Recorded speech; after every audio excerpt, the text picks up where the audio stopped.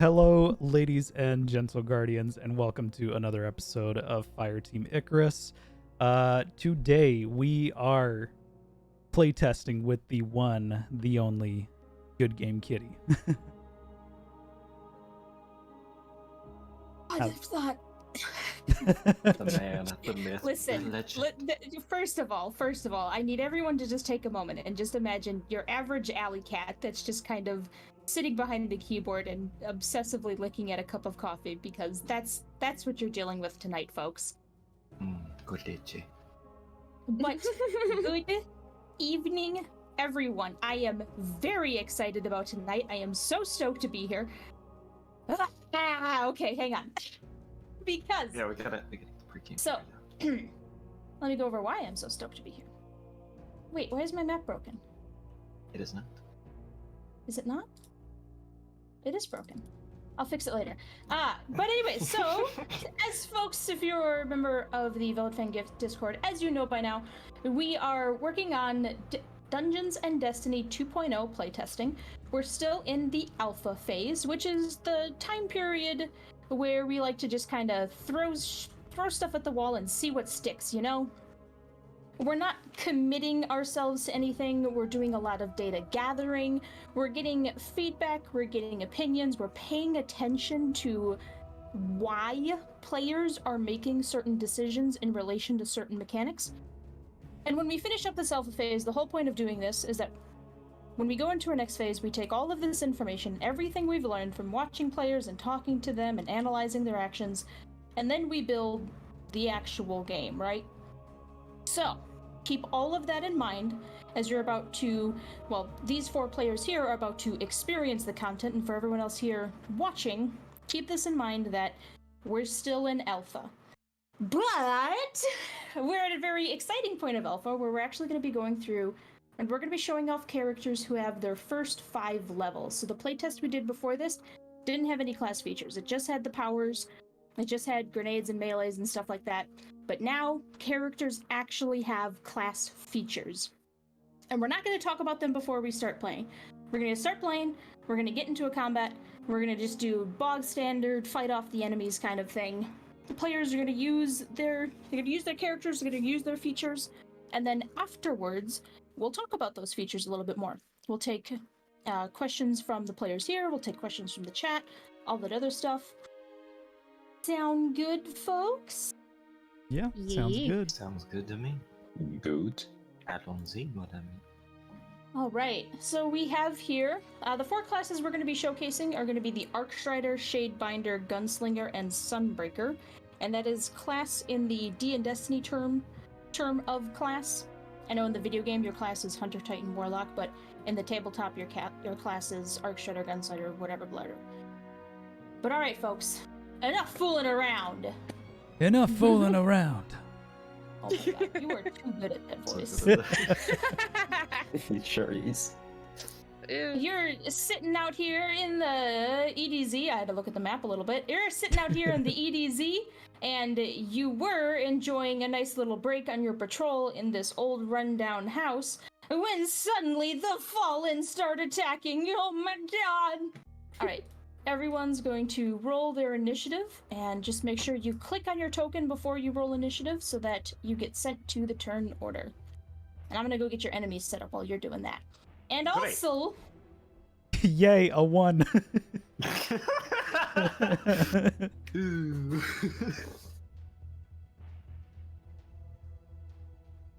My heart hurts seeing a negative to dexterity. Oh. My brain goes, no, that's bad, but it's okay. It's fine. I'm the fine. gunslinger, even. Right? It's But just don't like worry seeing about it. seeing a negative to dexterity hurts my heart in general, because I'm like, I need AC. No. All right. I see for you. I'm You shut missing up over 2 there. people. Yee. So before you roll your initiative, click on your token so that the little bubbles pop up all around it and it's highlighted. And then open up your character sheet and roll initiative off your character sheet. Trying to shrink down a stupid menu. There. Bam. There Oh. you go.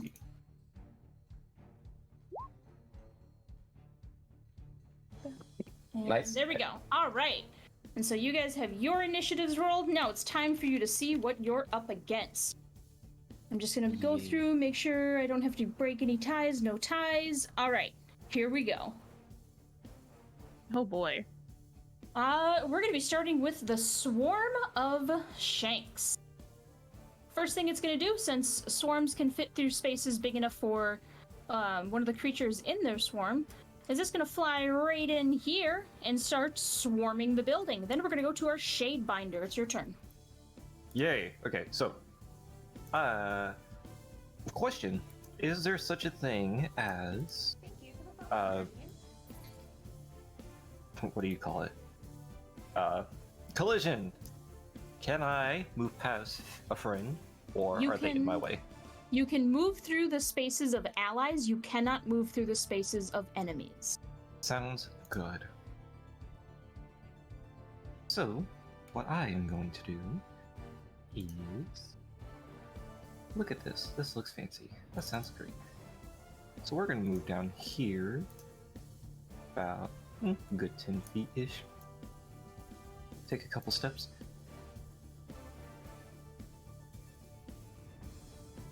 Take a good look at them there, guys. And take a good look at this thing. Well, better take a good turn or you're going to miss it here. I am. I'm trying my best. I haven't memorized it. Yeah, I apologize. I am. Good 30 whole minutes. Come on, snap to it. Fine, I'll use Cold Snap. All right, I'll here we move go. up 10 feet, and we're gonna use Cold Snap. You know what that does? Yeah, that does a thing. So here's Well- what we're gonna do. So here's a fun part about playtesting is you have to tell me how to resolve your feature. Oh crap. Tell me. Calm down. I know Sorry. you're the Sunbreaker, but calm down. Sorry. Clicked on the wrong It's thing. crayon time. All right, It's crayon so- time. Yes, I am wanting to throw my Cold Snap grenade at these two shanks. So Heavy shanks. what is the action you are taking to do that? I am taking a casting action. Yes, for you my are. grenade. Now, It how has a do ring. how do you resolve your grenade?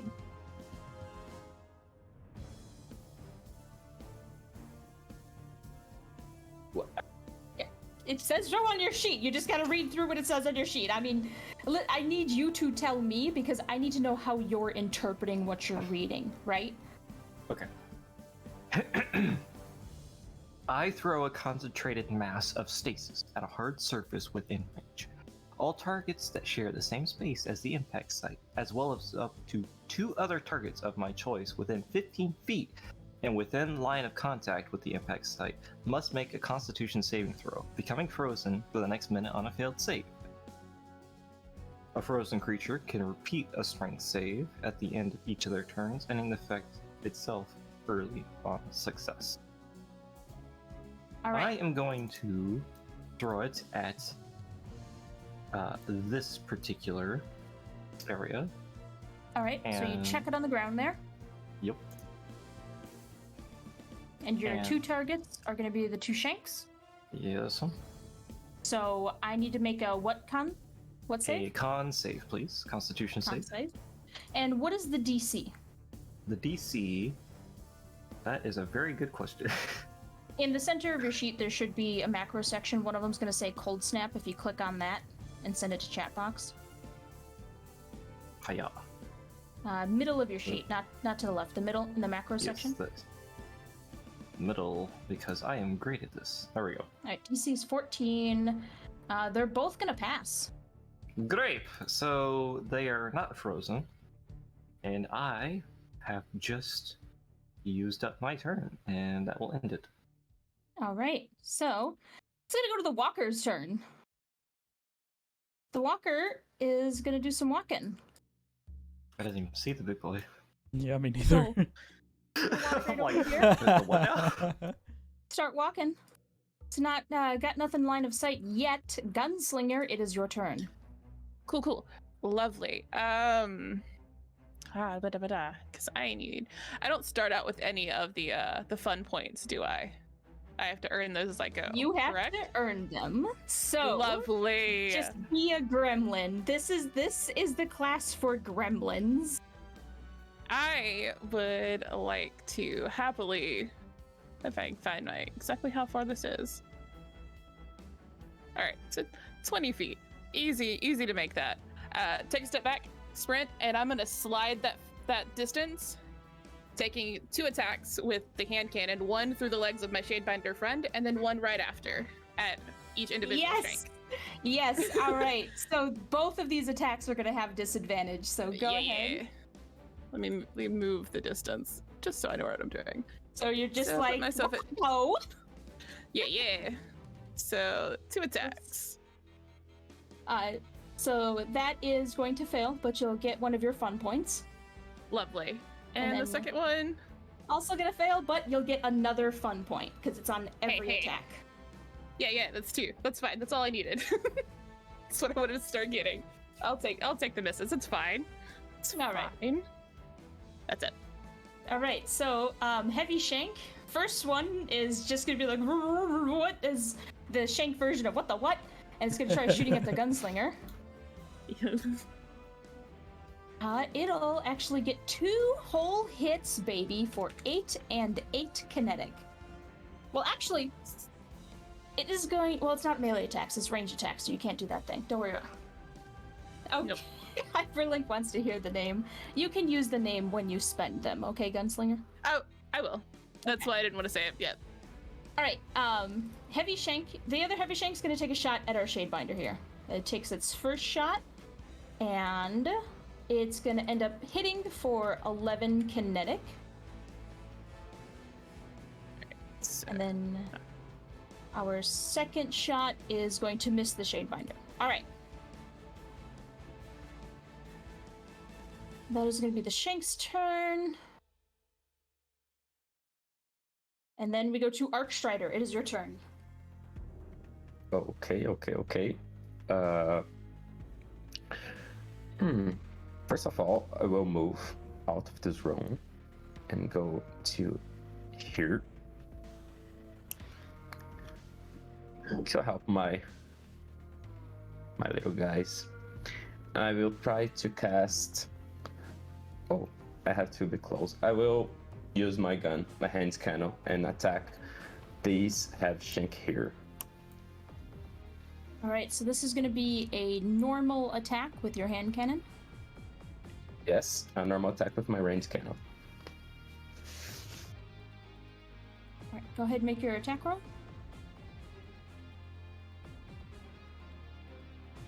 That's going to hit. Meets it, beats it. Oh, nice. Okay.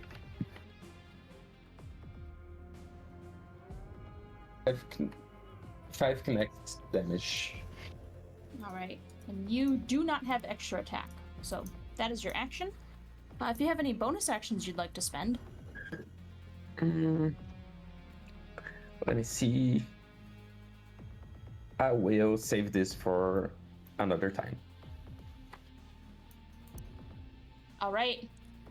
Then we go on to our Sunbreaker. It is your turn. All right. So I would like to spend a bonus action to cast Soothe, which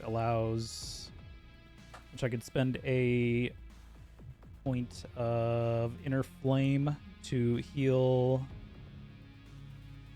a 1d8. Oh, well, first of all, I'm gonna move within 5 feet of Finn.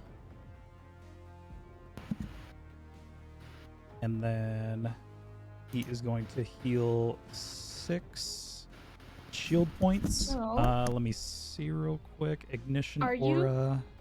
Real fast. Yes. Are you taking the main Soothe option or are you taking the expanded Soothe option? What do you mean by expanded? So you know how Soothe, it's got 2 different sentences here. It's got the one sentence that does the one thing, and then it's got the second sentence that if you choose to do this, you can get an extra bonus on your roll. Oh, okay. Are you Hang on. taking the main option or the expanded option? Just take on a stack of ignited from option. Add your wisdom modifier to. Yes, I would like to use the expanded option. All right. So you will be gaining 1 stack of ignited, which means being a Forge Master. This means that you start glowing in that radius. What's the other fun thing you get to do as a Forge Master? Let's see. Ignition aura, correct? Yeah. Yeah. So at 3rd level, through the flames you may burn, it also becomes a source of comfort and strength. You and your comrades, you shine bright light in a radius of 5 feet per stack of ignited you have. Whenever a creature of your choice within the bright light receives any healing amount, any healing, the amount of healing they receive increases by 1d6. So then what is your total amount of healing you're giving to, I believe it's the Shadebinder right now? Yep. Alright, so what's the total amount of healing you're throwing at them? So, the total amount of healing you are receiving is unfortunately a low roll. But thankfully it includes my wisdom modifier, so 7. Alright, Shadebinder gets 7 shield points back, and you have 1 stack of ignited. Sweet. Now, And that was your then- bonus action. What do you want to do with your action? Let's see. I'm gonna do the Titan thing, and then I believe I still have 20 feet of movement. And then I'm gonna move over here, and do the Titan thing, and use my throwing hammer. Alright, so your throwing hammer. Target is within 5 feet of you. So are we doing a bonk attack or are we doing a thrown attack? Bonk. Alright, so basic bonk. 16 is gonna hit. Go ahead and roll your damage. All right. Roll for bonk. Rolling for bonk. That's 7 solar damage. And then, what do you do at the end of your turn?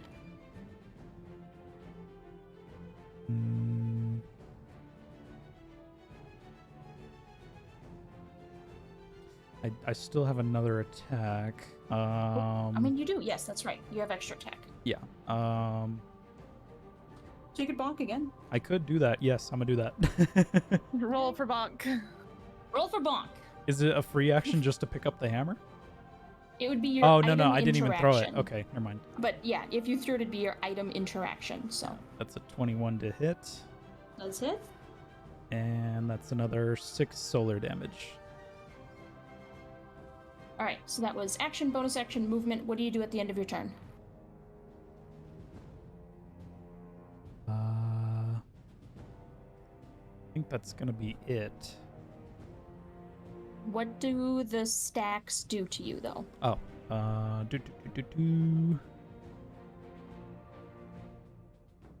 At the end of your It should turn, you be- take 1d4 damage for each stack of ignited you have. The damage overcomes Oh. resistances or immunities, and you cannot be ignored. And it cannot be ignored or reduced in any way. However, your ready familiarity with your own light means this damage cannot cause you to lose concentration. So I take 2 solar damage. All right. And that just, normal damage goes to your shields first.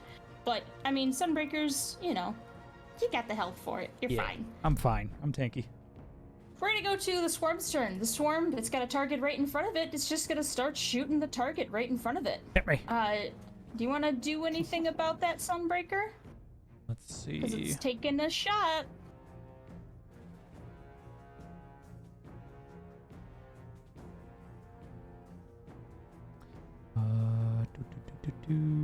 Do I have anything as a reaction? It would be one of your inner flame options. Flare. Oh.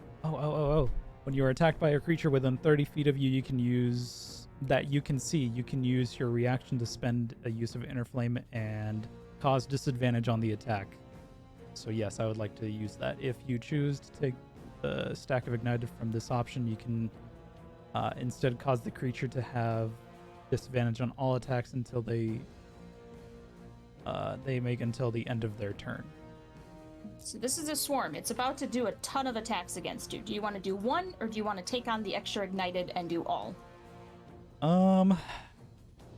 I would take less damage from the ignited than I would from the shank. So yeah, we'll use another ignited stack. All right, so you're at 2 stacks now, and this thing has disadvantage on all of its attacks against you.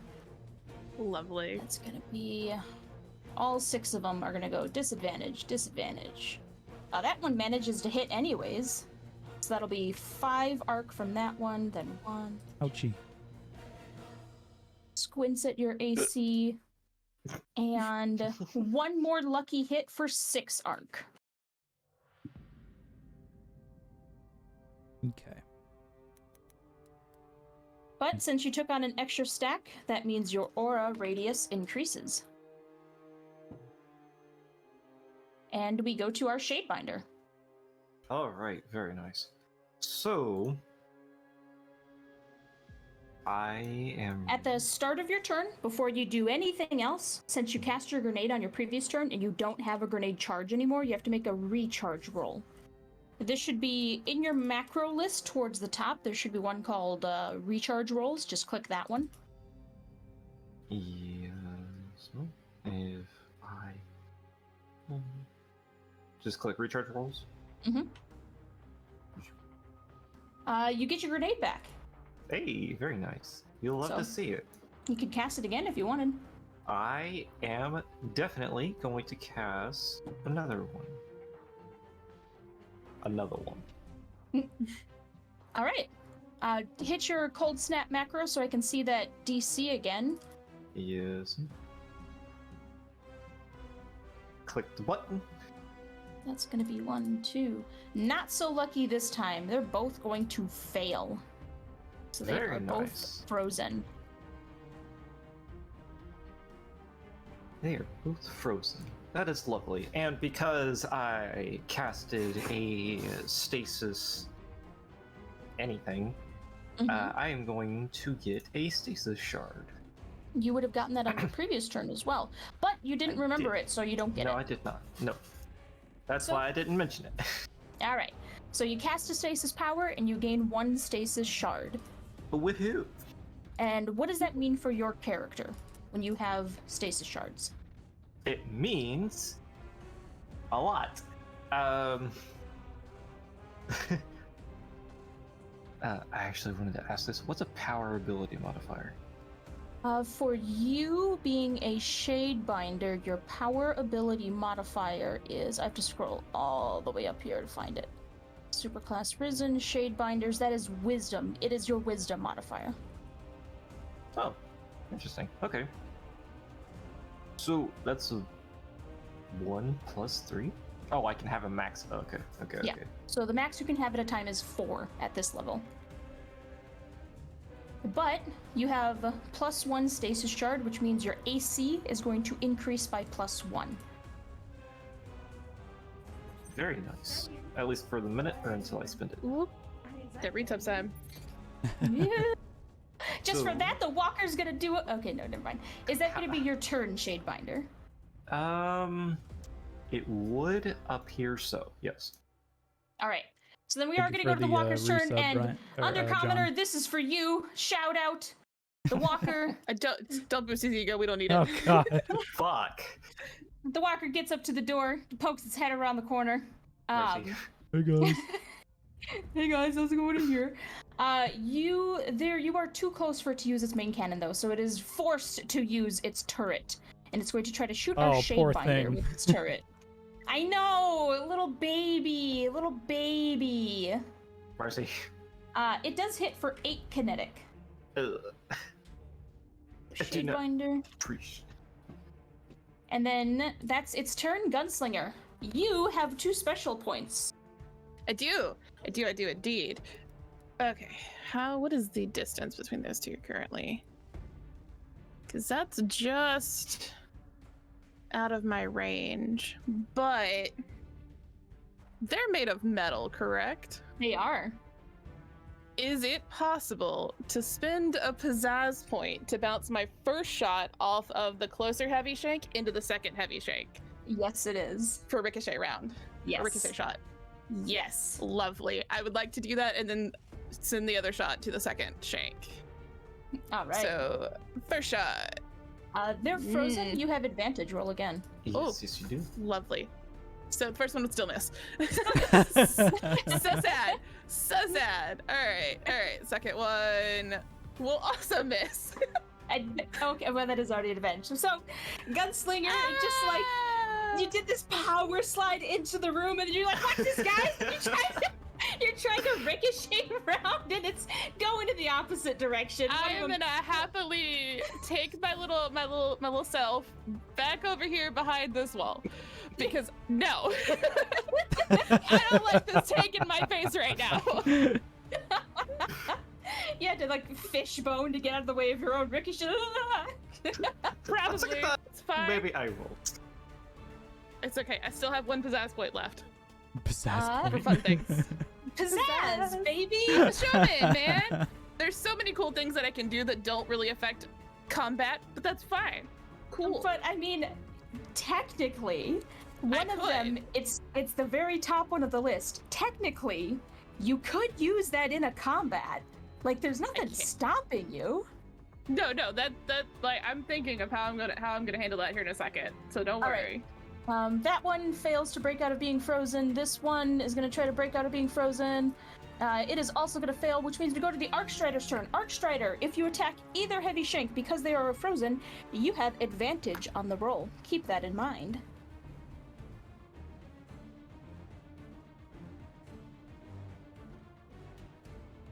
Andre.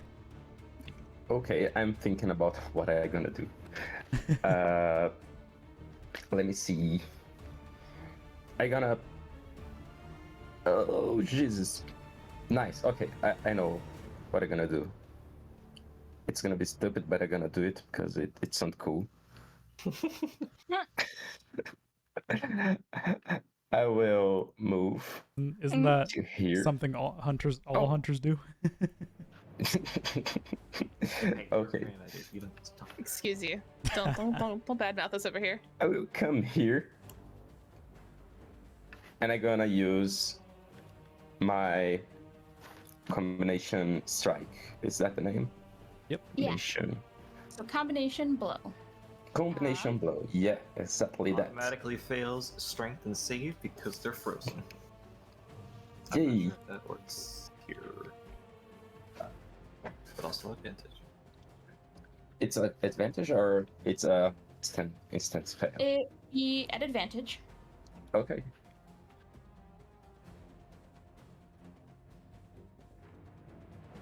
It's getting really crowded over there. All right. Yeah. 23 is going to hit. You can roll your combination blow damage. This does not qualify for expert attack because this is a light ability and not a weapon. So I can still use a weapon to shoot after this? You do not have the extra attack option, but Oh, okay. you do have opportunity strikes, which after your turn you might want to read up on that one because it's very important to your class. Oh, okay. But go ahead and roll your combination blow damage. So that'll be 11. 11. And also, you get 1 stack of combination blow. Yay. And put that in your pocket for later. I will. And then, unless you have any bonus actions you want to spend, Let me see. so you did just cast your melee power. Yes. So I don't have more melee. So you don't have your Maybe melee charge. charge. But if Yes. you casted Gambler's Dodge as a bonus action, Okay. You use it to run away.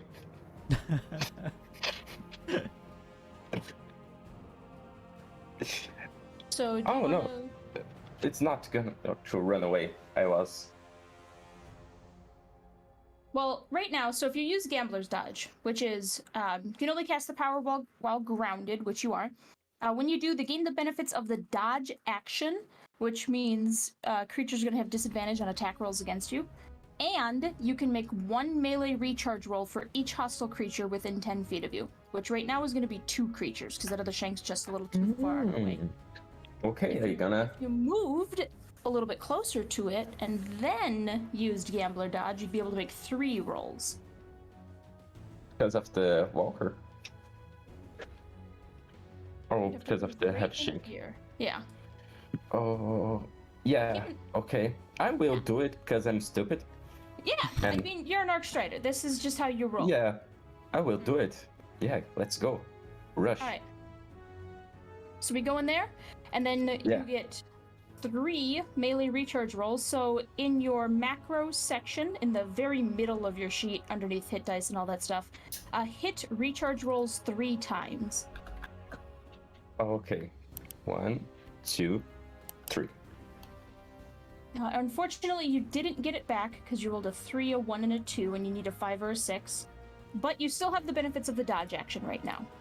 Okay, nice. So they have disadvantage attacking me. Yep, until the start of your next turn. Okay, sounds nice. That's gonna be my turn. All right. So then we go to the Sunbreaker.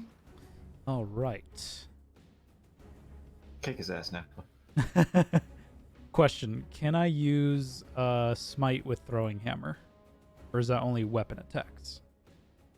Your throwing hammer Oh, Jesus is Christ, a John. weapon attack. Oh my God, John.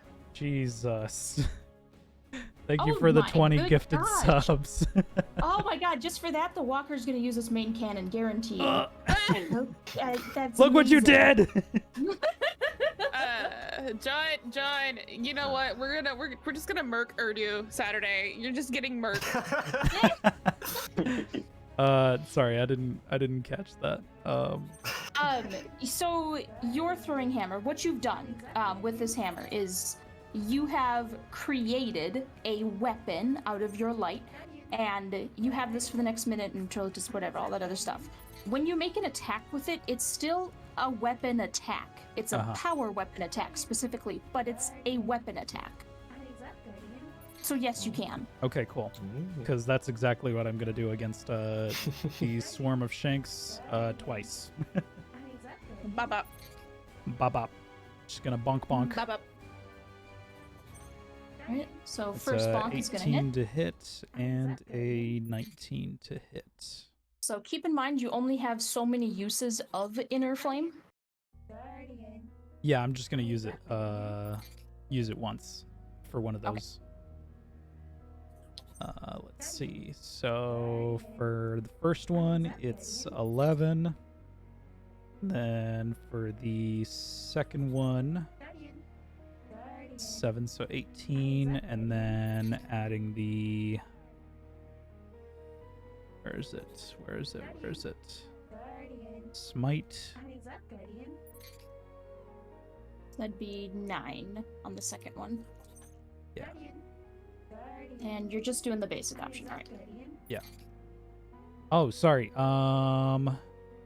Let's see. Smite. I can use ignite for an additional 1d10.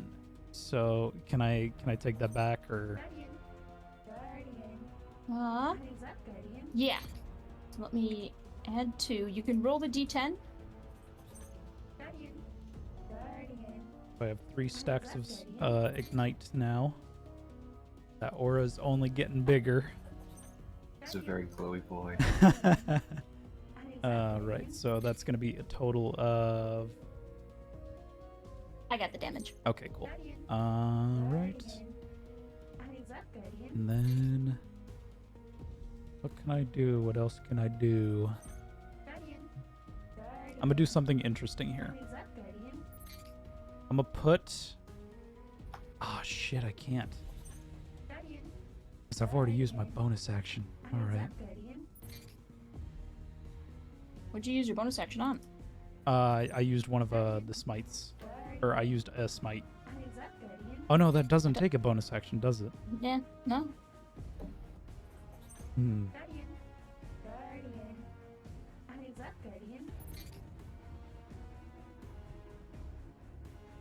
You still have your bonus action. I do, yeah. I'm just debating if I decide to run over to my friends and try to heal them, that Shink's gonna get an attack of opportunity.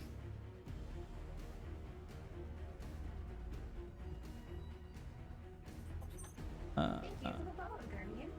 know what? I'll just tank it.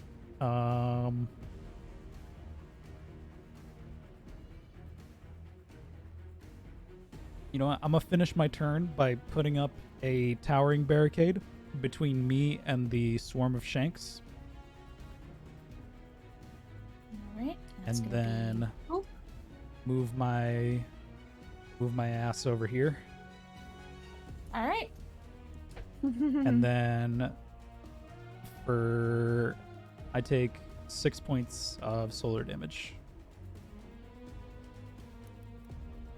Where are you rolling your dice? Oh, I have a virtual dice roller. Okay. You know, Roll20 is one of those too. Yeah. It's just easier because I could just it's just easier because I don't have to like type in the whole macro, but I can still use that if you want me to. I mean, Roll20 has a dice roller too. I know. It's Yeah. it's a little thing you hover over and you just click however many dice you want. I'm just saying. Anyways. Okay, so fine. it's I'll gonna just be use turn- that then. It's gonna be the But swarm's Felix, turn. if I'm not rolling the way I normally do, you can't. Yeah. Oh, yeah. Y'all can thank Silver Fox for those sub notification sounds because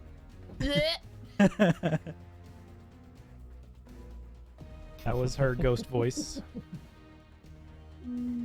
That, Yeah. and then... All right, so the Damn, swarm's that gonna start dashing swarm's around moving. the corner. Shadebinder, it is your turn. Awesome. So, I'm going to recharge my grenade, or attempt to recharge my grenade yet again. Mhm. Hiya! Shit! Yeah. Well, Not allowed. so what I'm going to do is I'm going to hide like a little bitch and cast Frozen Over. So at 3rd level, I can use my action to grant myself the frozen condition. I am immune to all damage and other conditions, including being frozen from other sources until the start of my next turn, and any ongoing conditions are ignored during this time. At the start of your next turn, you end the frozen condition on yourself and you gain 2 stasis shards. Popsicle time, baby. So you Popsicle. just go, and you turn into an ice block. Yep, I'm like, fuck this! I see the tank, I know exactly what's gonna happen. I'm just gonna hide over here, my little ice cube, knowing that I'll be safe, like Mr. Freeze. And I end my turn. Well, at the end of your turn, we're gonna get a legendary action out of the tank, and the Good. tank is going to use an Arc Stomp, essentially. Arc Strider, I need you to make a Strength saving throw for me. Not gonna lie, totally forgot that they were there. Yeah, just hidden away from that massive ass health bar. It's okay.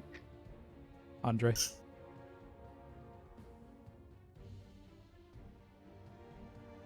Are you Oh. still here? Did you die? Used to it there. Where'd you go? John, you can't flash of genius here. You're not an artificer. No artificers here. None. Are you there, I'm good. Andre? I'm gonna hit the button for you. I've got your sheet open.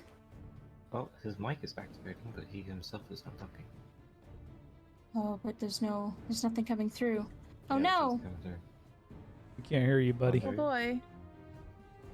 Well, I'm gonna hit. the I'm back. button. I'm back. I'm Oh, back. there you Can you are. hear me? Oh, nice. okay. Okay.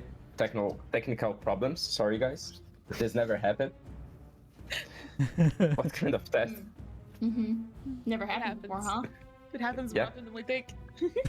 All It right. happens So all the time. I'm gonna need you to make a Strength saving throw.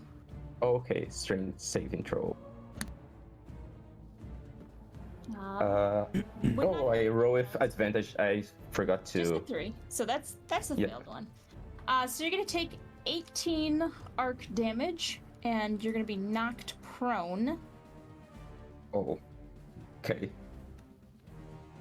And then for the walker's turn, it's gonna try to shoot you with its minigun. Oh boy. It has disadvantage because you're dodging. Ooh, even at disadvantage, it's gonna hit for 8.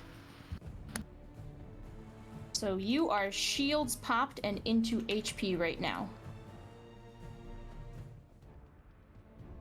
Oh boy, Gunslinger. Hey, it's me. Okay. Let's see how well this will work, because it'll be fun. I am going to step back into the room, spending a pizzazz point for dazzling entrance, and be like, whoa, okay. Look, guys. Let's just calm down for like 2 seconds, okay? Just think about it. So, I need a wisdom saving throw. That is the correct. This is actually a feature? From yeah, it is. No way. From all 3. Yeah, it is. Just a little guy. I'm just a little guy. Just a little dude. See who actually gets charmed. None of them. They all succeed. So sad. So sad. Is that an action to do so? No, it's just a thing that you do. It's just a thing. It's Just a a guy. thing. I'm just a So, guy. how far did I move? Because I didn't calculate that 5 to it. That's 20 feet. Okay. I'm now out of fun points. How do I want to get this back though? Eee. Okay, you know what? Fine. That didn't work. We're just gonna say no. Just no. They're in range. Where is it at? I'm just you know what? I'm gonna cast my super. I'm gonna happily just blade barrage. You don't want to behave. You don't want to be nice. Blades of fire Oh my at God. all 3 of them. Well, so Blade Barrage. Walk Yeah. me through how this gets resolved.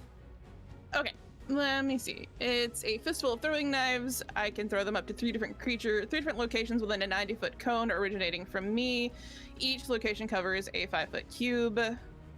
All targets within 5 feet of any cube must make a dexterity saving throw, taking 46 plus my power level in explosive solar damage, or half as much on a success. So each individual one, because I have a 90-foot area. So hitting each individual person. So you have to pick 3 spaces within the cone. Mm-hmm. So which 3 spaces are you picking? Center of the tank. Is each creature all targets. So it's not my allies. No, it is your So- allies. Your allies Is a it? target. Yeah. So I'm gonna target behind this shank to not hit my Arc Strider. And then I can target this shank individually, and it still won't hit the Arc Strider. All right. So it's those 3 spaces, and Mhm. then it's all targets within 5 feet of those spaces. So the Mhm. way areas of effect work in just basic 5e, and also it gets inherited into D and Destiny because we're built on top of 5e, they're not Mhm. gonna make the save against each space. They only make it once. Because Yeah, when okay. areas effect overlap, it's just the one one. highest effect. Yeah. Okay. So your DC 16, I've got, and these are Mhm. dex saves, which they're gonna fail because they are frozen. But being heavy shanks, they are insulated against this stuff. And our walker is gonna make its dex save. Our walker is going to fail, and it will Lovely. take that. All right. And is that the end of your turn? Yeah, that's it. Okay, so we're just gonna go to our heavy shanks. We'll see if they can bust out of being Bust a frozen. Neither of them can bust out. So we go to the Arc Strider. Arc Strider, you are no longer dodging, but you are still prone. Okay, so I have to use half of my movements to getting my fits. Okay, I get my fits. And oh my god.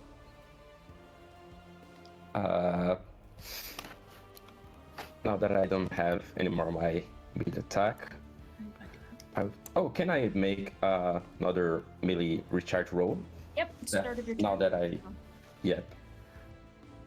You just get the one at the start of your turn. No melee back. Oops. Okay. My god. I will try to hit again this little guy over here with my hand cannon. All right. If it's possible because of the reach.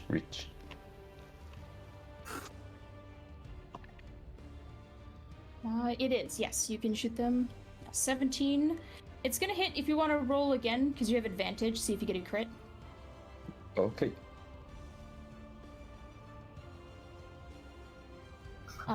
Nope, so yeah. you're using a Damage. weapon that uses your dex mod, and you had advantage on it, which means you get to apply your expert attack damage to this roll as well.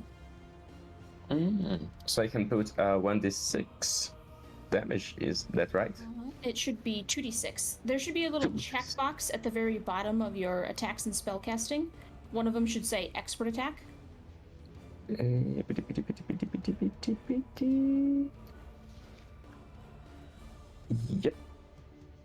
So if you check that box off before you roll your damage, it'll get added to your damage. Can you describe where this is again, please? So your expert attack is Arcstriders are quality over quantity kind of situation here, and they go for, another way to put it is they go for the throat when they make any attack. So if they meet certain conditions, they get to apply bonus damage to it to reflect their ability to just tear people down, or in this case, tear a machine apart and hit them in the weak spot. So why don't you go ahead and roll your damage? Yes. So that is going to be 14 total, and that one is dead. Nice. I was engaged with him, and now I will. Yeah. I engaged with this walker. You're within 5 feet of it, so if you try to leave that area, it could possibly take an opportunity attack against you if it wants to. It always wants to. Not wrong. So no, I will stay here, nice and almost dead. I'm on my way, buddy. Don't worry. Yeah, please, come. I'm Please, on my Mama, way. pick me up. I'm scared. All right. Yeah, that's gonna be my turn. So let me go to the Sunbreaker. All right. So you said it costs no movement to move through a player's space, right? Yeah. Okay. So I am gonna shimmy past my Shadebinder friend, just kind of. Excuse me. I know you're frozen right now, but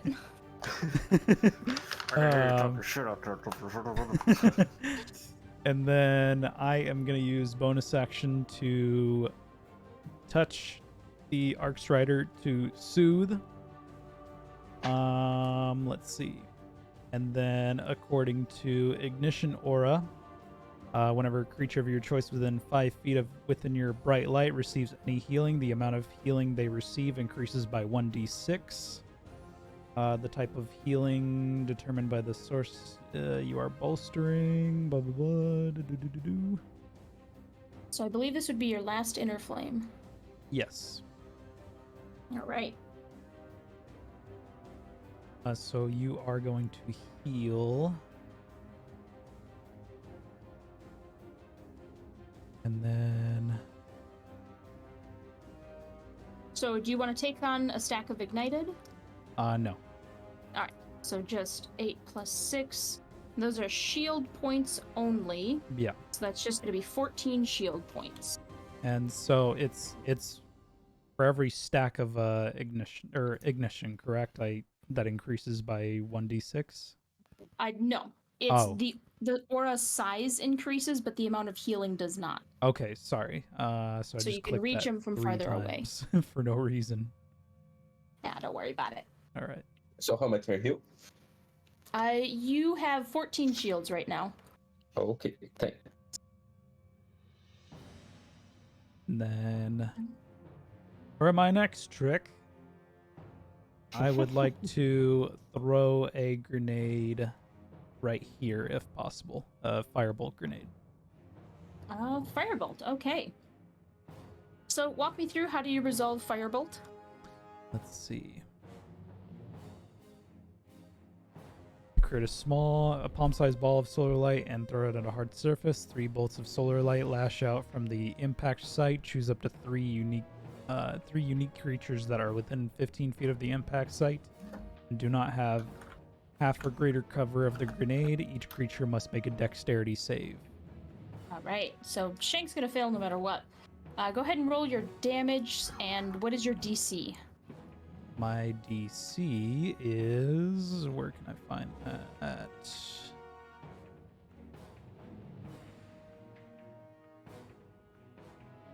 Oh, crap. Where's my DC? It would be your power save DC, which is going to be 8 plus your wisdom modifier plus your proficiency bonus. So 8 plus 3 plus 3.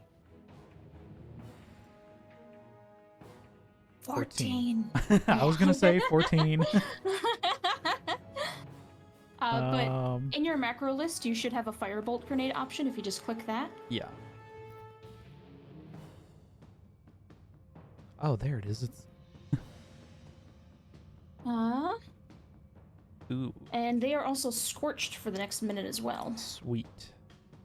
So, baby damage, but they are frozen and scorched. Or at least the shank is. A scorched creature has disadvantage on ability checks and weapon attacks, and they cannot regain hit points.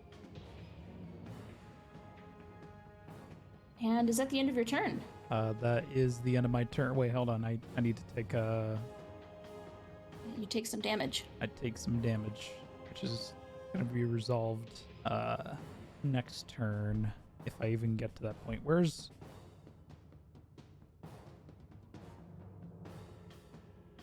So on roll 20 on the toolbar on the left-hand side, if you hover over what looks like a D20, it'll bring up the die menu. There you go. So I take 8 damage. So you take 8 damage from being on fire. Fire to the Euro beat. The swarm is going to come around. Oop, too far. Come around the corner here. It sees one little boy there that it can take some shots against. Not the boy. Ooh, Andre, you're really not in a great spot. I'm totally not. I was thinking, oh, this is gonna be a stupid idea, and now I'm thinking, oh, this was a stupid idea. 1,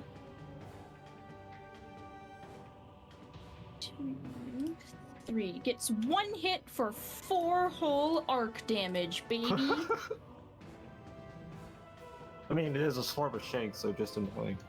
Alright, Shadebinder, you are no longer frozen. Very nice. That means I get 2 stasis shards. So your AC is now 17. It is, because I have an equivalent of 3 whole shards, and my timer is reset. And I would like to make a grenade recharge roll, please. Mm-hmm. Hiya. Unfortunate. Nope. But I think this is how this works. When I make a power recharge roll, I can spend 1 stasis shard to increase the results by 1. But unfortunate, that does not help me in this case. Not Unless in I can this spend case. more than 1. I don't think you can spend more than 1. I think it's just No. once per recharge roll. It just says 1. So it just means that I'm going to keep it. And with that being the case, let's see. Ooh. I would like to make a powered melee attack of Penumbral Blast, since it has a range of 15 feet. Alright. We're doing it against what? The walker, please. All right. So how do we resolve this? I manifest a stasis in a free hand and shoot a target I can see within range. The target must make a dex save. On a failed save, it will take 1d6 plus my power modifier and stasis damage and is frozen. On a successful save, it takes half as much and is not frozen. Right. And that will be 2d6. I'm going to go ahead and roll this in advance. What is your power save DC? 14. 14. It is going to succeed. Unfortunate. You managed but- to shoot your penumbral blast between the legs. Great. So you are going to take half of this. So just that, and not frozen. Not frozen, it would appear. Yeah, there's not really much else I can do. Just went, hiya! Go, whip, All go! And I hit my turn.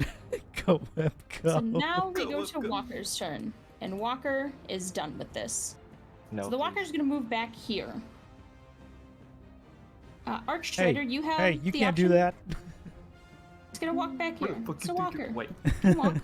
wait. Hang on. Is that an attack of opportunity? I see. Yeah, that's what I It see. is. Only for the Archstrider. Mine, you can do that. Go ahead. Would the do it. Archstrider like to take an attack of opportunity? It's fun, I like it. Okay. Shoot my gun and cannon. And... I know, I wrote the wrong thing. 18 18. does hit. Then this is just going to be normal damage, so there won't be any expert attack on this. Go ahead and roll. So, ooh, that's a good shot. Very though. nice. Yee. But having stepped back. Oh, perfect. The Walker is not playing games anymore. It's going to point its main cannon right here in between the Sunbreaker and the Shadebinder. Oh boy. And it is Oh, going to great. fire. Oh boy. Oh no. Sunbreaker. Boop. Walker, within 10 feet. Alright, I need all of you to make a dex save. Gross. Lovely. Oh no. That's so bad. I still had it on disadvantage. Oops. Well, we just So take the that's only 13. it's only a 13, yeah. Cause that -1 sucks, man. Bleh. Gross. Shit. Hmm. I'm not even gonna bother using my stasis shard with that shit. Hi, Remus. Garvadia. Strider? Go ahead and make a dex save.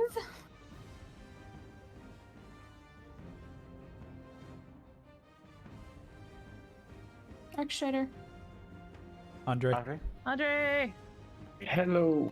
Here, Make I'm your here. dex save. make a dex save. Okay. It is 21. Hey. Oh wait, I rolled a. All right. Okay. Miss So- Kitty, I seem to have done a stupid. I rolled my dexterity and not the dexterity save. I don't think it's a difference for you. Because I don't think It you're is not. proficient. Yeah. No, I am.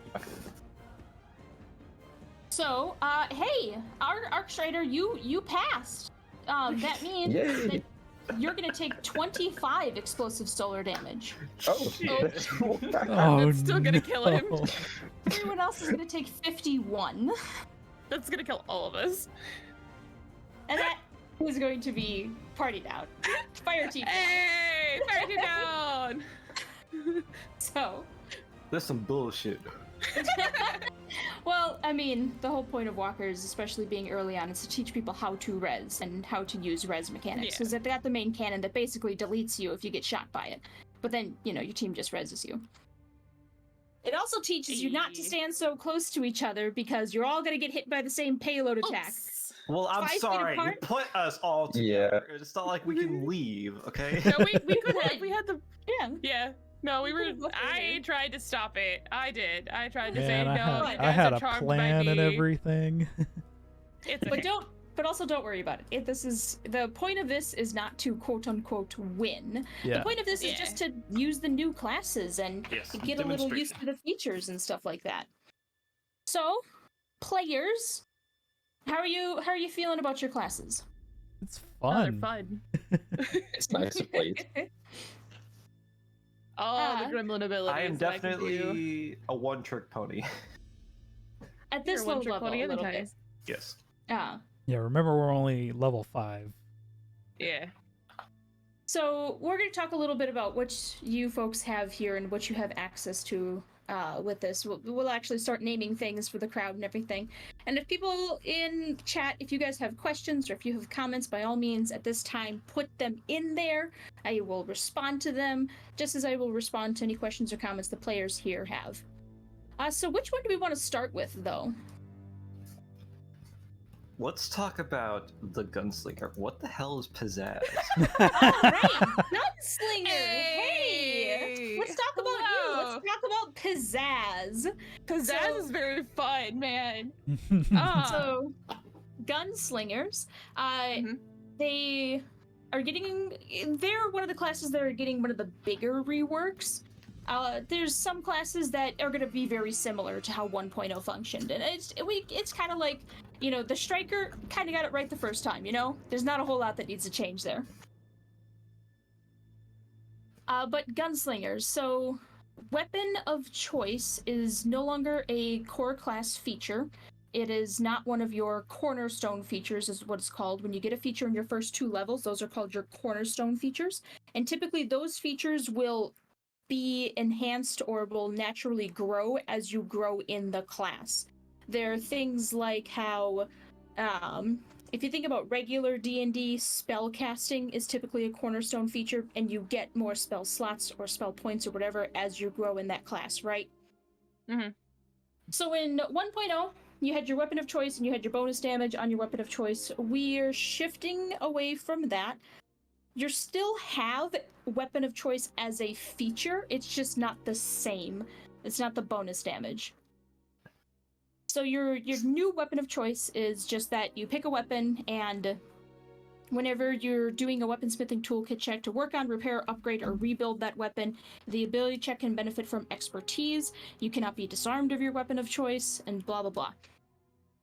You also still get your 3 subclasses as being gunslinger. Not all classes, especially not the darkness classes, because we don't have them yet.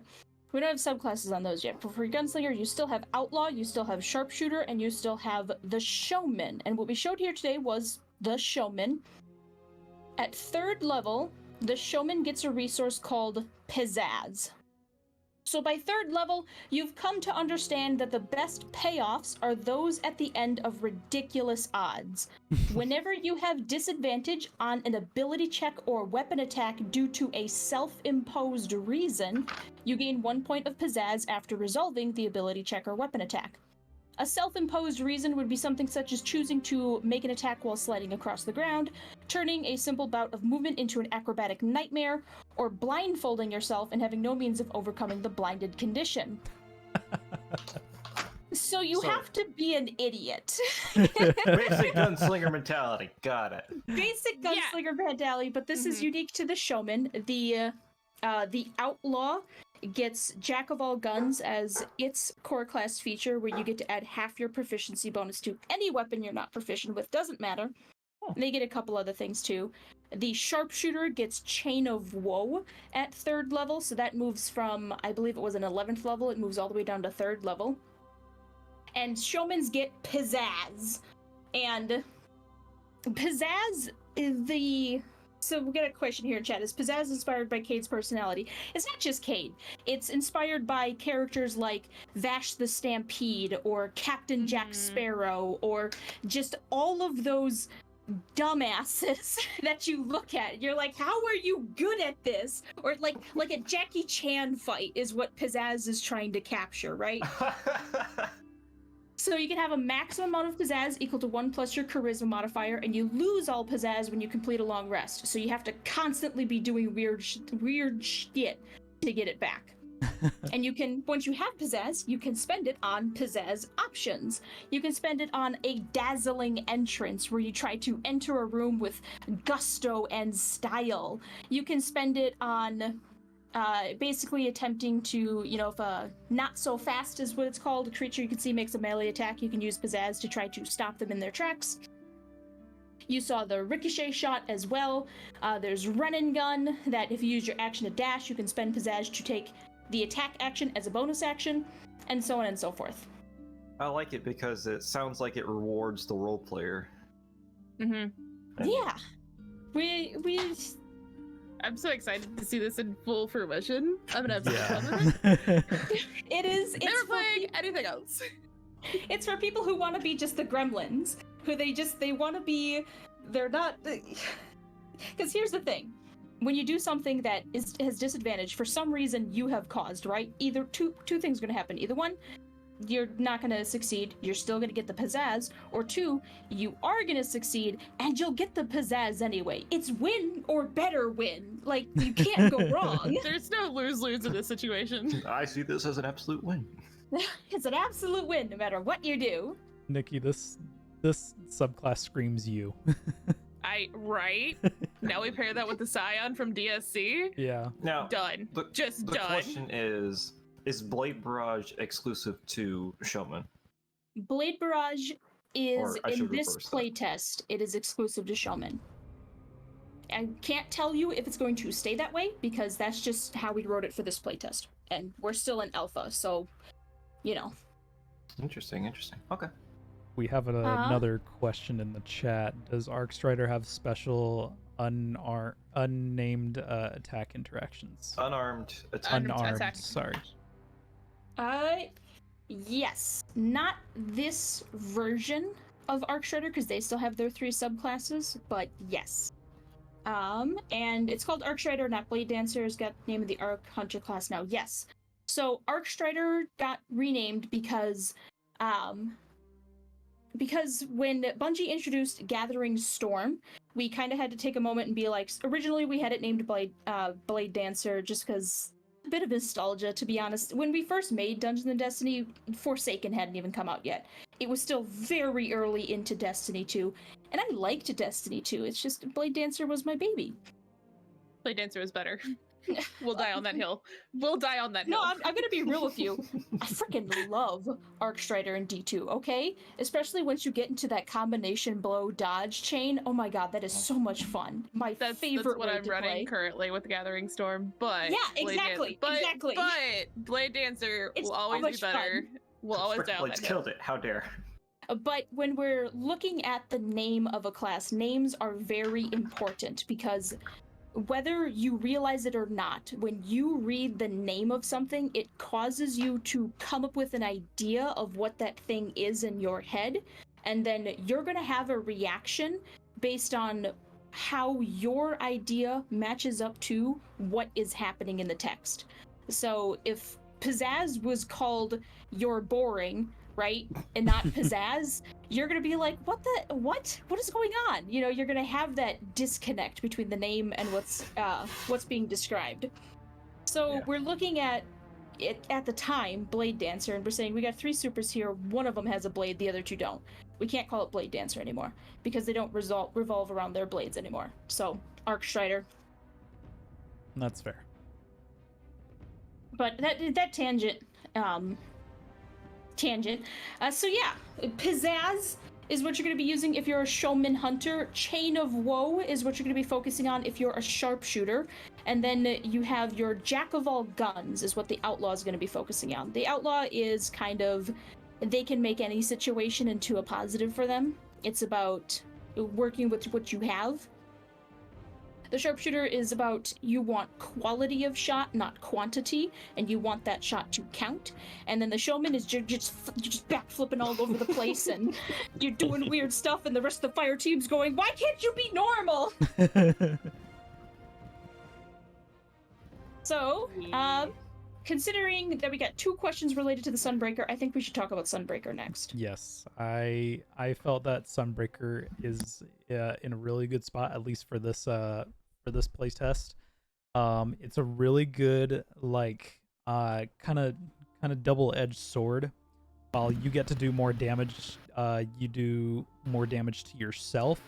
But I didn't get to use this later on. I have a feature that's called Cauterize, where I get to consume all those ignitions and then heal myself. Well, regain shield points.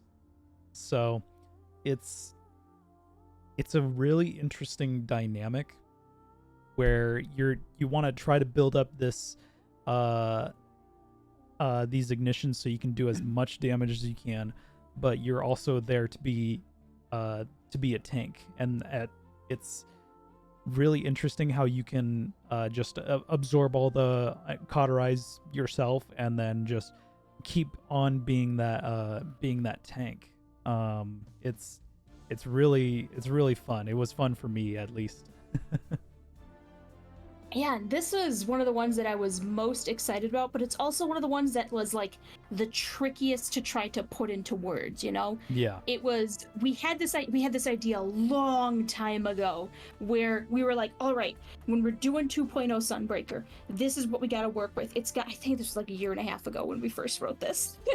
This is what we got to do. It's got to be you do something, you light yourself on fire, and based on how on fire you are, you get bonuses. Because Yeah. we wanted to play with health as a resource kind of situation. It's Go almost ahead. like having Path of Burning Steps without having Path of Burning Steps. It reminds me of Tommy's matchbook. little That's a bit very like good Tom's example. Matchbook, Yeah. And it was it went through quite a few different iterations before we finally landed on like, this is gonna be it. All right, this is what we're gonna use in the playtest. Because there was one iteration where it was like every time you cast a Sunbreaker power, you would gain a stack of ignited, but we wanted Sunbreakers to be a little bit more weapons focused than powers focused. So that focus, it made you focus too much on, I gotta cast my powers, I gotta get power recharge rolls and stuff like that. Yeah. There was another version where it was going to be that whenever you had solar damage dealt to you, you would gain stacks of ignited, but then it's like, it's the same problem Rangers have in base 5e, where the GM can just, none of the enemies do solar damage, you're just screwed, right? Yeah. And too easy to get around. And then we got to this where we're like, okay, wait, hang on. Inner Flame. And I was actually talking to a friend of mine about this because, you know, it had gone over all the different versions of it, and there was a few other versions in there. And the friend mentions, like, you know, you have your Inner Flame. Just make it so that they get a base function of Inner Flame, but if they choose to ignite themselves, they get a better version of that Inner Flame option. It's like, that's it. That's Yeah. fucking it right there, man. That's it. You fucking nailed it. We got it, man. That's it. Yeah, it So- was very fun to play with that, because you wanna kind of like, as a Sunbreak, you wanna like kind of push the edge of like, okay, if I do this, I'm gonna get 1d4 more points of damage, but it'll benefit everybody else later on. I personally love being the tank and / support kind of role. So I really connected with this class, and I had a ton of fun with it. Yeah, that's just what the Forge Master does, because you get your ignition aura, where the Yeah. aura gets bigger the more stacks you have, and in that aura, if any healing happens, so like if the Shadebinder had cast Healing Rift, that would have been increased. Yeah. The Arcstrider's combination blows, if that had procced, you would have increased that as well. And you get other stuff as you get up higher levels, right? And there's other Sunbreaker codes. We got Code of the Devastator. Their whole shtick is that they take Inner Flame to a whole new level, where you can, instead of taking on 1 stack of ignited, you take on 2 stacks for an even better result, and the Mhm. number of stacks you can have is doubled. So their whole thing is like, they want to actually gain stacks as fast as possible and as much as possible, because then they can spend their stacks on more stuff. You managed And to in just 5 levels, you managed to create Lordly Splendor, Phoenix Cradle, and Path of Burning Steps all in just 5 levels, and I am here for it. Well, Well, here's another fun fact or fun thing, and I say fun because it can be very frustrating at times when you have to deal with this, especially when you're taking a video game and you're trying to translate it into a tabletop. Yeah. And when you're taking a video game like Destiny doesn't really have they don't have 20 levels of features to fill out. They've got aspects and fragments, right? Yeah. And then most of their quote unquote features comes from their exotics. But like I just said, we have 20 levels of features to fill out here. So there are some exotics that create certain play styles that we sit here and we talk about this and we analyze things, just a lot of philosophical discussion about game design and stuff. And you look at this and you say, this exotic is actually a really strong part of the Sunbreaker identity. And it's because a lot of players like to use it. You see it all the time when you go into matchmaking. If you're doing a Vanguard strike, you typically see, Sunbreakers have this and your Arcstriders have Liar's Handshake and stuff like that. Those features end up getting put into the class because it's just such a strong part of the identity of that class at that point. It has transcended being an exotic, right? It does create a problem though, because once it's in the class, what do you do with the exotic itself? Exactly, yeah. What do you do with it? And it's this insane tug of war. Doing the exotics is one of the worst parts about this, because, and especially now that we're doing, in 2.0, we're doing feats as well as exotics and all that other stuff. So finding the design space for this much stuff, it gives you such a, I don't know how to word this. I have the utmost respect for Bungie and the developers there who have to look at the hundreds of exotics in the game and try to figure out new design space for what to do. Oh yeah. So yeah, and it's just a constant thing, and it's one of those things where there's no right answer, right? Because you could leave that feature on the exotic and it's not wrong. Just like it's not wrong to move it into the class because it's such a strong part of the class's identity. You just gotta pick which one you like most, I guess. Yeah. Question mark shrug? Okay, but you lowered the Soothe healing amount. Yes, so Soothe did get lowered. Now, one thing to keep in mind is, again, we're still alpha. Another thing to keep in mind is that good design can be made amazing by finding the right numbers. But bad design cannot be saved by numbers. If you have a class feature that says you do 10 million damage on the stroke of midnight of the new year, but the campaign never takes place at that time, what is the point of that feature? Like, it's bad design. It doesn't matter what the numbers are. It's bad design. Yeah. So you will have noticed that Soothe does have a smaller healing amount. Don't focus on that, though. What you should be focusing on is the design good?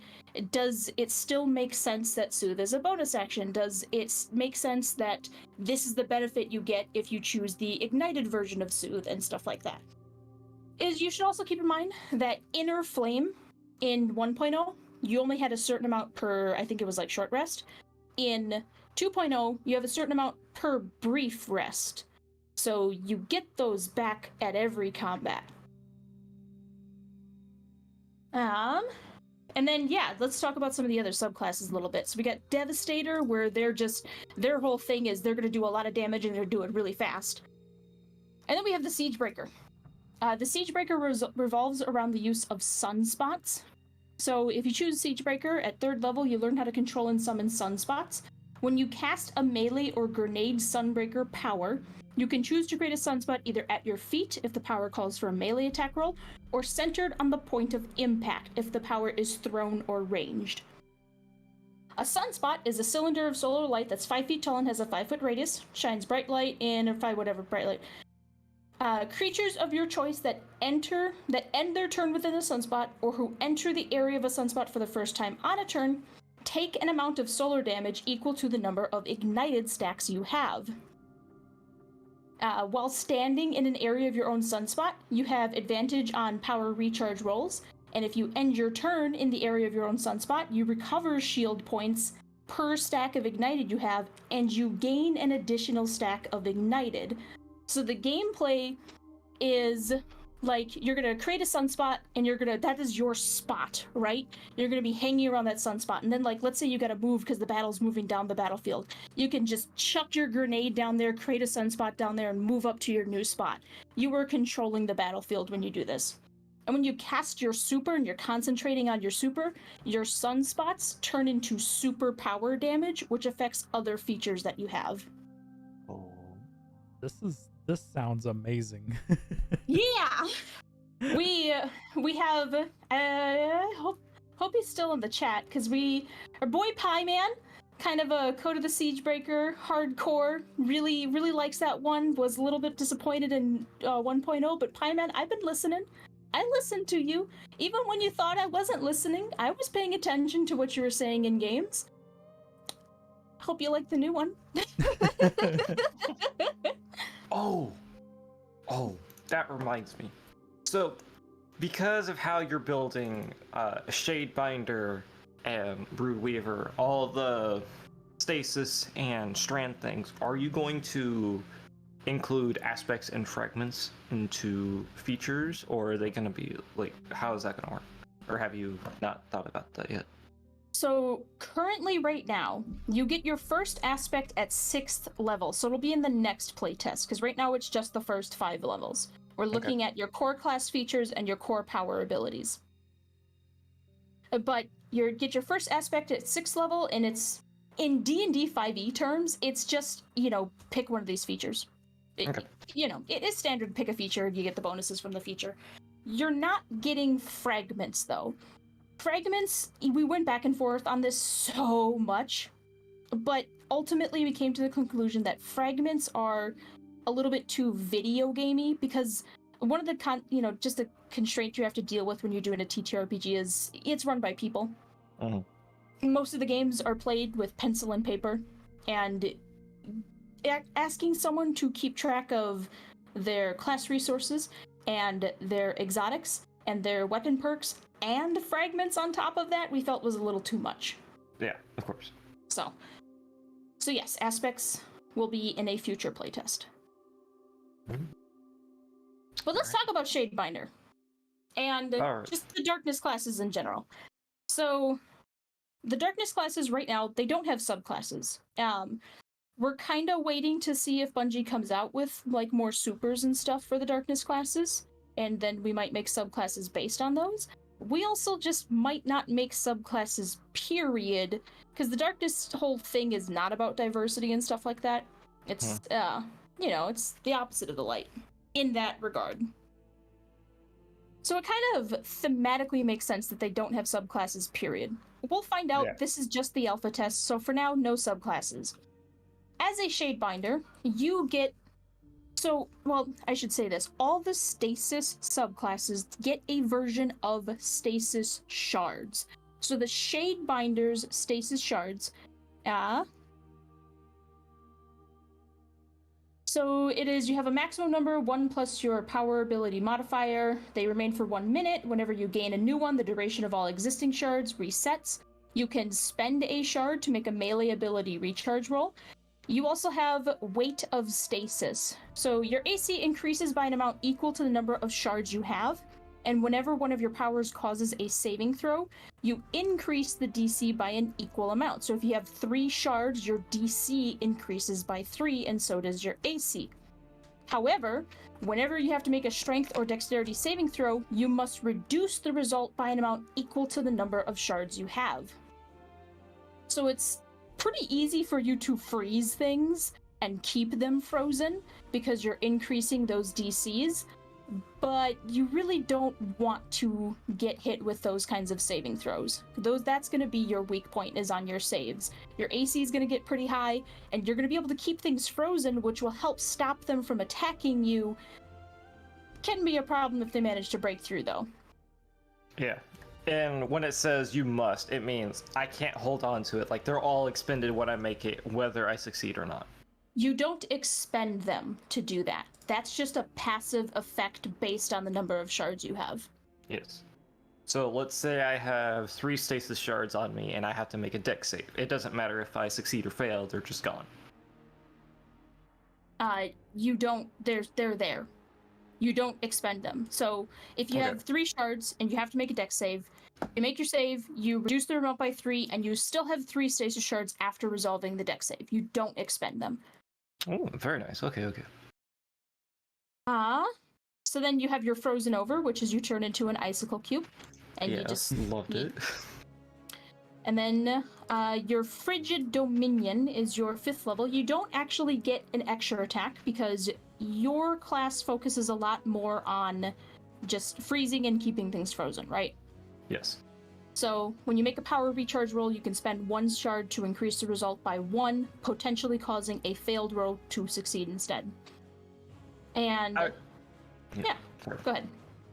I was gonna say, and as for frozen over, using my action to make me immune to all damage for a turn, and can I constantly use this, or is it going to have an amount that I can use before I need to like do a rest? It's going to have an amount you can use that might not have been copied in there because it's a different paragraph, and sometimes those get missed in the copy paste. Let's see. And then I assume, are there going to be other grenades for stasis? So this is another one of those things where it's like, because our job as, the designers making the core version of D&D Destiny, our job that we see it is we look at the video game and we try to make the video game work as a TTRPG. We try to capture the aesthetic of the video game as best we can. We try to pull in as many of those mechanics from the video game as we can, because we love the video game. We think it's amazing. We have a lot of fun playing Destiny 2. Hence why we're doing this. Hell yeah. Yes, why we're doing. If we did not like Destiny 2, we would not be here. I guarantee you, because Not even a this little is No, we hate hard, Destiny. We like okay? Borderlands. This is hard. This work is insane, and I'm not even doing any programming. Like, sometimes I sit here and I think to myself, like, oh, thank God I don't have to do any programming on top of this. My utmost respect to just pen and real paper game and creativity. developers, right? But our job, we see, is to try to get the video game captured as best as we can, and we don't do a whole lot of expanding beyond that. When we see we have the design space to expand, we do. The stasis and strand is still relatively new, and we're still kind of waiting to see if Bungie will add more to it, if they'll add their own grenades, if they'll add their own supers and stuff. If they don't, then, I mean, we have plenty of space to make more stasis and strand grenades. And if they do, then we'll make whatever they make, kind of thing. Alright, I guess that's fair. So, this early on in our alpha, you're probably not going to see additional stasis or strand grenades made, because we want to make sure that these ones, the ones that come from the video game, we want to make sure that these are going over okay, and there's a lot of information and a lot of player feedback and player mentality we can study just from these 3. If we get into the next phase where we're doing betas, and we still don't have any additional grenades or supers, at that point, we're going to use the data we have to make that kind of stuff and create a little bit more diversity so that characters can be a little bit more different than each other. Alright. This is Mind Phase asked here, assuming no subclasses, what would make 2 Shadebinders unique with each other? At this time in this playtest, nothing. But that's just because we're doing the first 5 levels and we haven't gotten to your aspect or higher level features in general. And it's also just alpha test. So just hold on to it. It's okay. Just hold on to it now. It's just an alpha test. We'll see what happens when we get into the beta. Chill the fuck out. Come on, man, you're doing it the fuck up. Chill the out. Oh my god. But Jesus. the other stasis classes, your Behemoth and your Revenant, they also get stasis shards. And they handle them in a little bit of different ways. So the Behemoth, they gain stasis shards the exact same way. When you cast a stasis power, you gain a stasis shard, you get the same maximum and all that other stuff. Except for the Behemoths, it's not the maximum number they can have. For Behemoth, it's You can easily host a number of shards equal to 1 plus your power ability modifier, but you have no maximum for the number of shards you can have. But if you start your turn with a number of stasis shards above what you can easily host, you take damage for each excessive shard. Damage overcomes all conditions or immunities, can't be reduced, and it's applied before accounting for any other ongoing effects. But just like with your ignited stats, it can't cause you to lose concentration. Kitty! You can spend shards to make melee recharge rolls. What you can also do, though, is your Behemoth Bash, which is when you deal stasis damage to a target, you can spend shards to increase the amount of stasis damage you deal by 1d6 for every shard spent. Theoretically, you could do an infinite amount of damage as a Behemoth. Huh. Theoretically. Because there's no limit to the amount you can hold, and so long as you can keep getting healed through the amount of damage you're taking for holding these, just imagine like the Behemoth that's just racking up as many shards as they can, and they do one massive punch on the boss, right? The Revenant... Oh, go ahead. No, I wasn't gonna say anything. Alright, the Revenant, though, this one I like a lot. The Revenant has been described as terrifying. So, you know how Sunbreaker kind of does its whole thing where it's like, hey, I'm going to use my health as a resource, but it's kind of lateral, right? Because you get that ignition and the ignition costs health.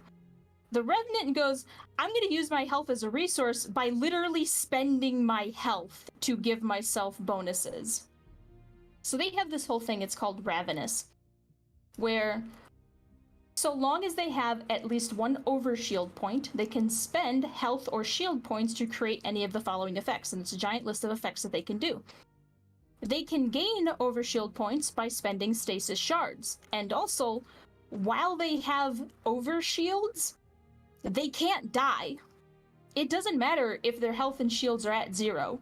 So long as they have an overshield point, they're still up and running, and they can just spend their shards to give themselves more overshields.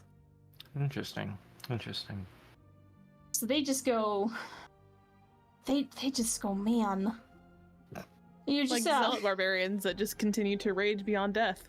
Yeah, well, for them, it's just... Because, you know, if they roll initiative, they can spend health to increase their initiative roll, and they get bonus weapon damage or bonus to attack rolls and all this other stuff.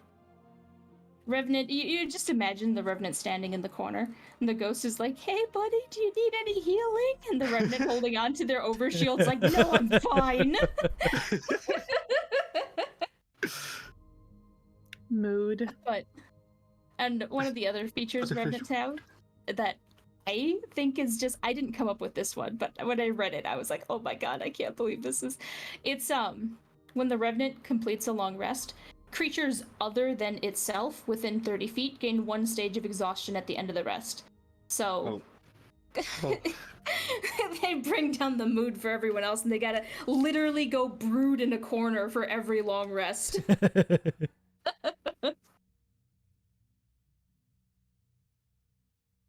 And then, so those are the stasis ones.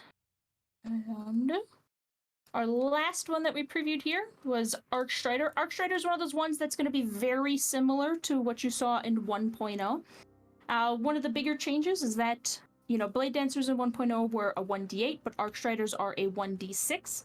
You'll also have your expert attack will scale 1 extra die every 3 levels instead of every 2 levels. But they do get a bunch more things in their kit. So you know how Gunslinger, your super...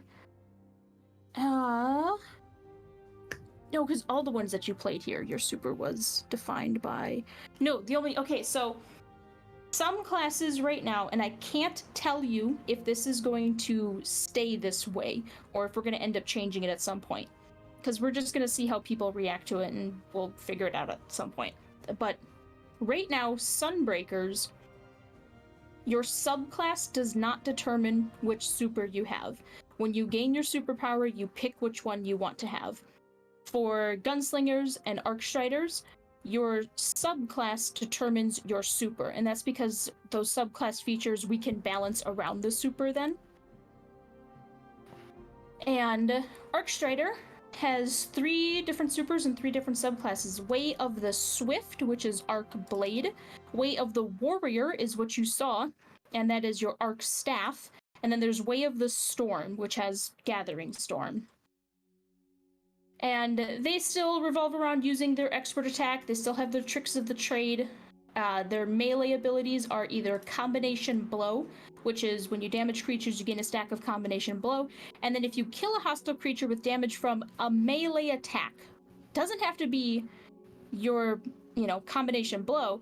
It could be an attack with a sword. It could be attack with your Arc Staff if you're in that super, or with your Arc Blade. It just has to be a melee attack. You can spend stacks of Combination Blow to regain shield points. Blink lets you teleport. Disorienting Blow makes targets blinded. And yeah, your Way of the Swift, that's your Arc Blade.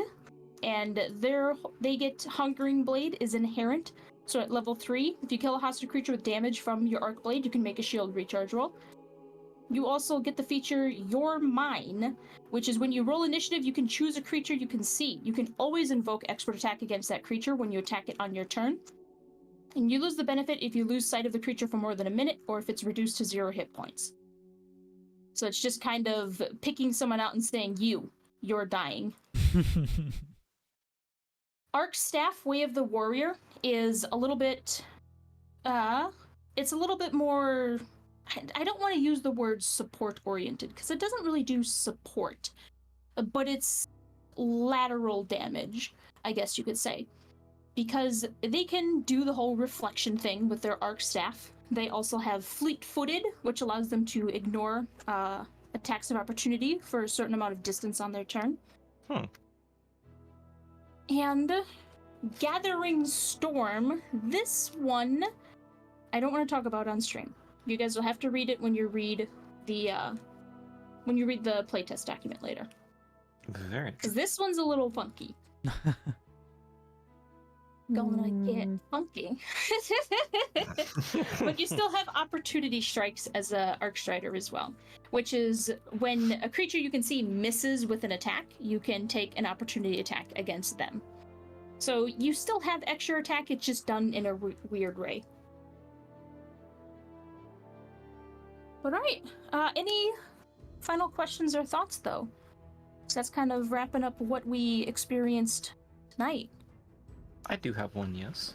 So, Yeah, what's up? will we see any reworks to any current classes or subclasses? Or is it just addition? So 2.0 is a complete rework of D and Destiny. It is not a continuation of 1.0. It's not an errata.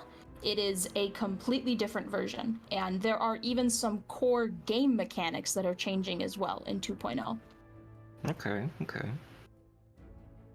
So in some cases, you'll see things that are very familiar to 1.0, but in a lot of cases, you're going to see things that are completely new.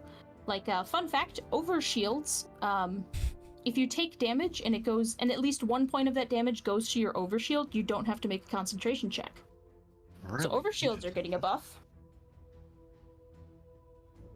No, Pieman Ghosts do not now have guns. No. Pieman, no. Sad. Oh! That's too bad. I wanted a ghost to whip a Glock. I can tell you some things like Voidwalker still has its normal 3 subclasses, which is Destruction, Knowledge, and Chaos. The amount of marks you have to choose from is roughly doubled from 1.0. Oh, very nice. I took the guy on the dev team who was like super into Voidwalkers, and I was like, yeah, go ahead. Why don't you go ahead and it can be your job to rewrite that class. And he came back with it, and I'm looking at it and I was like, what the hell is a Void Brain? What is going on? What did you do? Mind Flayer, Voidwalker. Excuse me? Sunsinger still has Radiance, Well of Radiance, and Dawnblade as its 3 supers. Radiance is not going to be as tanky as it was before, but it's gonna focus a lot more on recharging your abilities and spamming your abilities. Stormcaller, again, you're still gonna have your Master of Thunder, Master of Wind, and Master of Lightning. And then, of course, we have the Strand boys are coming in here. And again, not going to talk about it on stream, but the Berserker is going to be a strength caster. So strength is his casting stat. Yeah. Will you have us playtest this when it comes out? Maybe. If you help me with a couple more Root of Nightmares. Yeah. Okay. just don't assign them when I'm working. Fine. Go back to the Fine, normal I schedule. guess. Go back to Tuesdays. Well, we had to stop doing Tuesdays because they kept doing maintenance on Tuesdays. That was like 3 weeks in a row. We couldn't do anything. Yeah, that's true. But all right. I think that's enough for this. I've gabbed your ears off long enough. We Thank all you. enjoy your company, Kitty. Well, I enjoyed your company, and thank you for playing. And thank you for helping me showcase these, the Alpha number 2, the first 5 levels. Thanks for inviting us. Thank you for choosing us, Fireteam Icarus, to help you with this.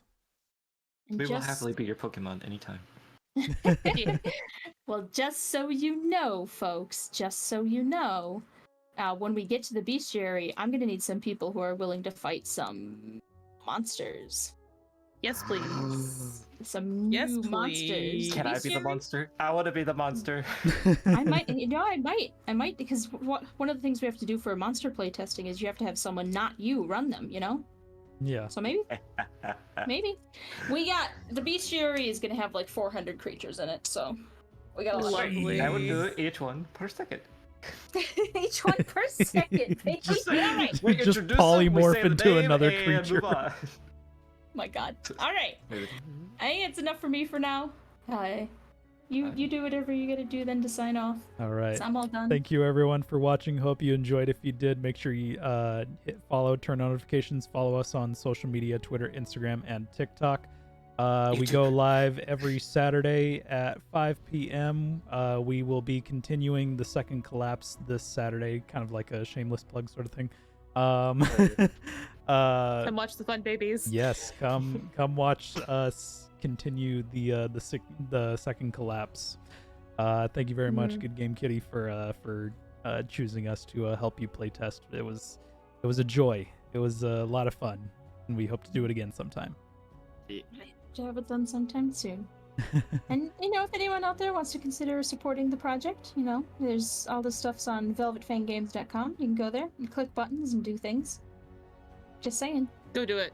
Hold on, Go do it. Go do all the things. let me put a link in the chat. Yeah. Go touch all of the pretty buttons. They do stuff. We'll be very disappointed if you don't touch all the pretty buttons.